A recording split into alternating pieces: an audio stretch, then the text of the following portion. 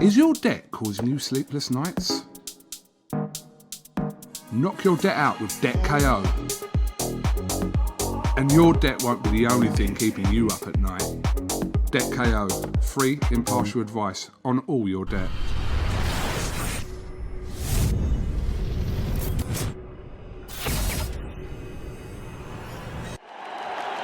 This is something that comes along every now and then in generation, and it's special. Right, this Saturday, remember a year and a half ago when Joshua was scheduled to fight, well, obviously Jarrell Miller, then Andy Ruiz, and no one was talking about Andy Ruiz. Well, they weren't. They were talking about Deontay Wilder. Yeah. Even in fight week. Yes, correct. Is there the danger that there's too much Tyson Fury talk directed at Anthony Joshua ahead of Saturday? A massive lesson has been learnt from that Ruiz, all of the Ruiz first fight, especially for Anthony Joshua and his team, and us as well, because we were made to look stupid because we were so focused on what was happening with Anthony Joshua and the fight after that. I think Anthony Joshua, it was the best thing that could have happened to Anthony Joshua. That's my honest truth, because now it prepares him mentally, prepares him to prepare himself and not underestimate anybody, not take it as a given. So in this, you look at the condition of him. Look, he looks like a Porsche. He doesn't look like a bodybuilder that's trying to be a Porsche. He looks like a Porsche. This guy's immersed himself in the technical side of our sport, whereas he's got his fitness now being in the ring, by being in the boxing gym. He's not doing 50-50 weights. You can look at how he is. He knows he's seen the good and bad side of human nature, where fans all of a sudden became Angelo Dundee and were telling him how bad he was instead of how great he was. So now he's doing it for him and his team. So now he understands the threat of losing, because he understands that love is false love. People can change in a heartbeat. So now he understands that he's not going to get invested in gas like we have done. He's going to keep his feet on the ground, do what he's got to do. And this is a preparation. All of this build-up is preparation for when he fights Tyson Fury. And so now he's going to try things out. He's going to try and box. He's going to try and bash. He's going to try and control the tempo, control the pace, because this is preparation for when he gets in with a guy that lives the sport in Tyson Fury. This is why he knows about boxing. I agree with absolutely everything Johnny just said. I think that's absolutely right. I think he's changed mentally since the Andy Ruiz defeat. I think he went back to the drawing board. He brought in Angel Hernandez and Joby Clayton. He tried something different to add to what Rob has given him for so long. And you know what? I think they got the game plan absolutely right. It wasn't exciting out in Saudi, but it was exactly what he needed to do. And I think this year has been more education. I think that he's known the Fury fight is obviously on the horizon. I don't think he wants to probably talk about Tyson Fury at the moment or even think about him, because he's got a job to do against Kubrat Pulev.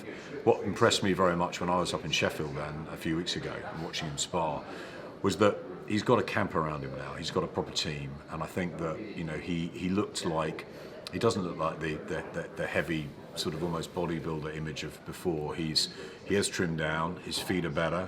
He's trying things out in sparring. He's not sort of pushing everything and forcing everything. It looked very relaxed. It looked very, it looked very like a Klitschko or a Lewis camp. And I think that, what Lennox Lewis didn't become an overnight success. When he was knocked out by Oliver McCall, he was a world champion. He got knocked out by Oliver McCall right here. It took him 2.5 years to get McCall back in the ring, and he rebuilt. And he rebuilt under Emmanuel Stewart and a brilliant trainer who never gets enough credit, Harold the Shallow Knight. And Harold spent a lot of time, as well as Manny, with Lennox, and it was a proper camp. And Lennox didn't get great overnight. It took time. Now, I'm not saying that Anthony Joshua will ever be as great as Lennox Lewis. That may never happen. Lennox Lewis was the greatest fighter, the greatest heavyweight he certainly produced, alongside probably Joe Calzaghe, John Conte, Ken Buchanan, the greatest fighter. But I think we've got to realise with AJ, he knows what he is. He wants to learn. He wants to get better. And I think we're going to see on Saturday night a little bit of everything. I think he's going to show us what he's learned, and I think that we'll be surprised at some of the the rhythm that he gets into. And I think he'll use. I agree with Johnny. I think he'll utilise this as a way of getting rounds, getting some experience before he goes in with a very, very, very dangerous boxer in Tyson Fury. And I think Joshua knows how dangerous Tyson Fury is and how good he is. And nobody can use the excuse as ring rust, because it's a leveler now. So every fighter is in the same position. Nobody's boxed. Everybody's had to wait a year or so to fight. So in that time, this is the time when you spend time in the gym preparing to fight. So when you get in there, if you don't perform how you should perform, you can't say, I've got ring rust. You can't say that because your opponent has. Every fighter in the country, every fighter in the world has. So this should be a time where you can concentrate on actually sharpening your tools, sharpening your craft. So I expect there's no excuses for anybody. If Pulev loses, you can't say I got ring rust. I'm not buying that because it doesn't stand in here. And same for AJ, you can't say that as an excuse. But you can also look at Pulev and say he's seen how Joshua gets beaten. He sees a blueprint to it. And he sees vulnerability. He got hurt by Dillian White. He was floored in the stadium by Vladimir Klitschko, and he didn't have a great night against Carlos Takam when Pulev should have fought him in Cardiff 3 years ago. Yes, he beat Takam, but it was a tough night and difficult when you're fighting someone completely different at short notice. But Kubrat Pulev is we know him. He's seasoned. He's a very, very decent fighter. He doesn't shine in any one department, but he's tough. He's strong. He's got a very good jab. And you know what? He's seen what happened against Andy Ruiz. He's seen the way that Joshua fell apart that night and got stopped. It was a terrible defeat for Joshua. And so he's going to go on that. So it's not just about the way that Joshua's come back. I think Joshua looks mentally and physically absolutely right, and I expect a big performance from him. But you've got to remember that Kubrat Pulev could upset the apple cart just like Andy Ruiz, because it's possible, and we've seen it happen before. And with Lennox Lewis, knocked out twice. Oliver McCall and Hasim Rahman, and both he shouldn't have been knocked out by either of them, and both were revenged. I don't think Kubrat Pulev's going to make lightning strike twice. I don't think that will happen Saturday, but you just don't know. I think the reason why that happened to Lennox twice is because he took his eye off the ball twice. Yeah. I think Anthony Joshua's learnt a harsh lesson from the Ruiz fight. I don't think he'll ever make a mistake again. But Joshua hasn't proved he's anywhere near as good as Lennox yet. Yeah, and that's what I'm saying. But he'll never make that mistake again. But he could do. Because I don't believe he would, Ads, because I think the way public opinion changed from him being a hero to a zero, and all of a sudden everybody was Angelo Dundee telling him how garbage he was. That must have hurt. I know what that feels like. Look at fans jump on Daniel Dubois for what happened the other week. I mean, please, Daniel Dubois, unbeaten fighter. Joe Joyce was better that night. End of story. Joyce goes on. Let's talk about the winner. Dubois 23 can come again. I think the reason why people jumped on Dubois is because of the manner of the out, the manner of the out. So you told me that if that had happened to you with your eye like that, you might have said. And exactly, fighters that have given Dubois stick, saying I'd have gone down faced out, I'd have been, there's no way I've done that. They're talking shit. Because if somebody punches you in the head and breaks a bone in your head, it's a feeling you've never experienced in your life. So you can't all of a sudden say, I'd have got through that. Yeah, you can get through. You've got used to getting hit in the eye, hitting the nose, hitting the ear, your balance is gone, you can fight through that. If somebody punches you and breaks a bone in your head, and you know that has happened, you say, nothing's worth this. So I understand Daniel Dubois. Unfortunately, he's getting a lot of stick because of the manner, how it went around, because it wasn't as though he was getting a shellacking. Let the shot go, step back, thought about it, took a knee. So now they're talking about his heart. They're talking about him just not being able to take it when it was given back. I'm sorry, I don't agree. I think any human being would have done that.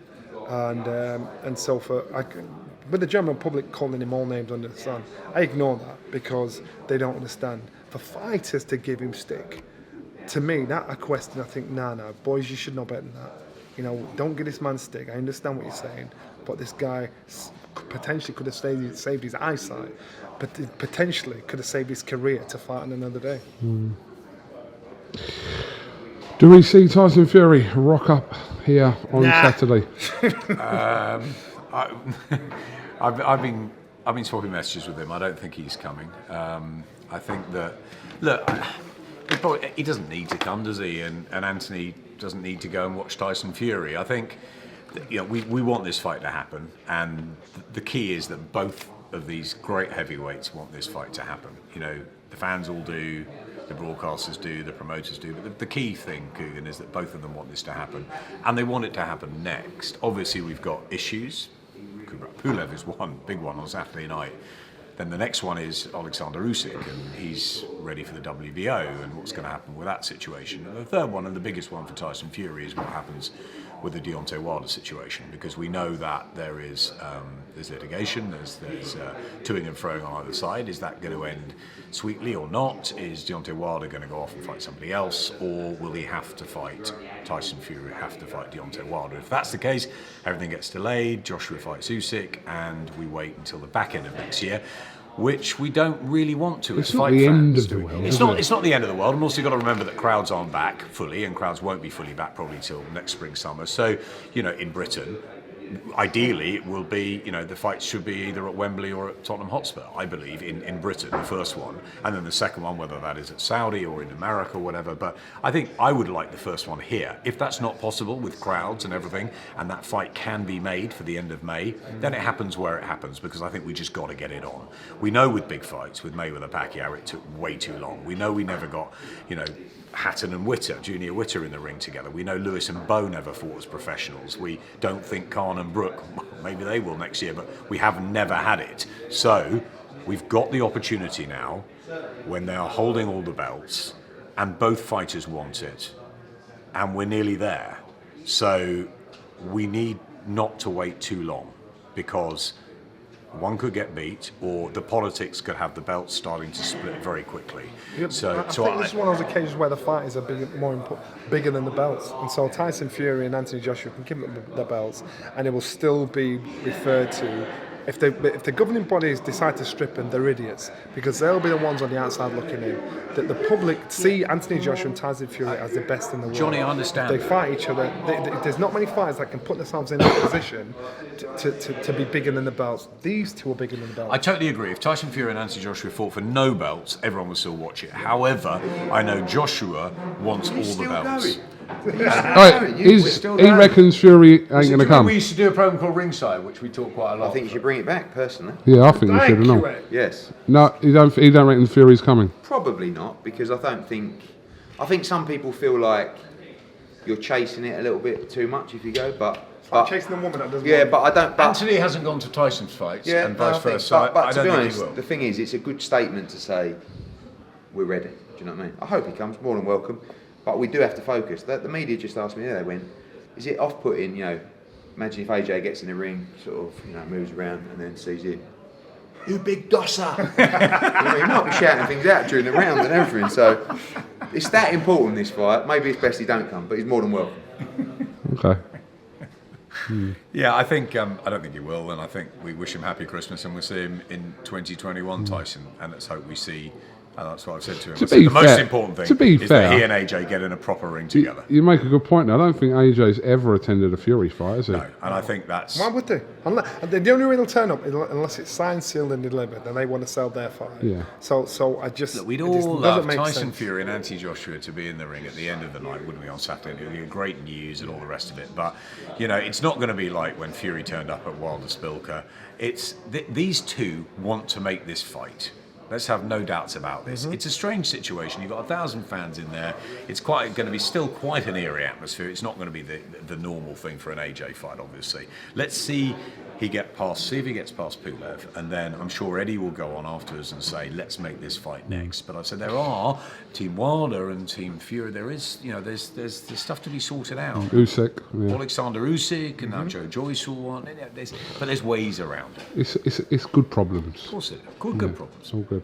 Right, Johnny Nelson, Adam Smith, thank you very much for your time. Coogan, is the hot chocolate ready? I'm just doing it now as well. But No marshmallows. Oh man! Come on, we got to match all this up. Eddie wants to you bring don't have ringside marshmallows. Right. Okay. So bad. I mean, I have to sit next to you again. Yeah, I think it's a great idea. He could be a host. Nah, I don't think. You could be a guest. Why don't you sit between us and hold the camera like that? On what? We created a little ringside. Mini ringside? Yeah. Mini ringside. Right, let's talk numbers. Right. There you go. Johnny, Adam, thank you very much for Trifle TV. This is something that comes along every now and then in generation, and it's special.